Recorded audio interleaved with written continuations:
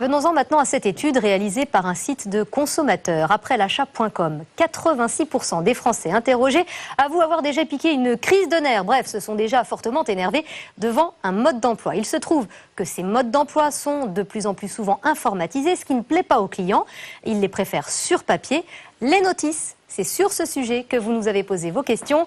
Pour y répondre ce soir, Karel Ternier. Alors Karel, première question, à quelles difficultés sont confrontés les utilisateurs avec les modes d'emploi?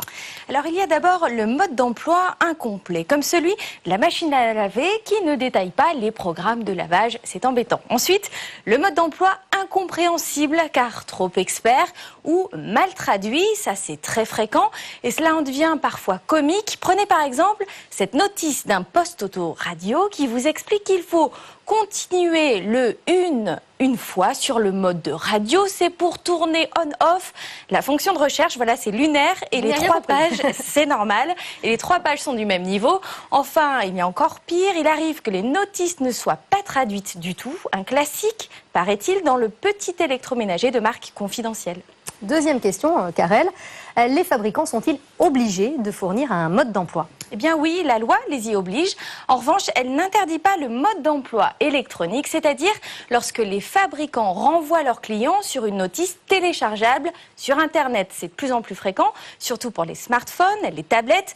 Mais les consommateurs, eux, n'aiment pas ça. 74% jugent que ce n'est pas pratique car il faut trouver le site, réussir à télécharger le fichier et au besoin l'imprimer à ses frais. Sans parler d'un paradoxe, admettez en effet que vous achetez votre premier appareil pour vous connecter à Internet, mais que son mode d'emploi se trouve justement sur Internet, eh bien, vous êtes bloqué. Oui, effectivement, c'est le serpent qui se mord la queue. Alors, où est-ce qu'on peut trouver de l'aide, Karel? Eh bien, logiquement auprès du fabricant, soit par mail, soit par téléphone, mais ça ne répond pas toujours.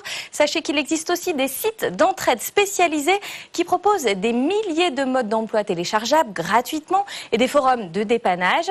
Voici d'ailleurs leur classement des produits aux notices les plus problématiques.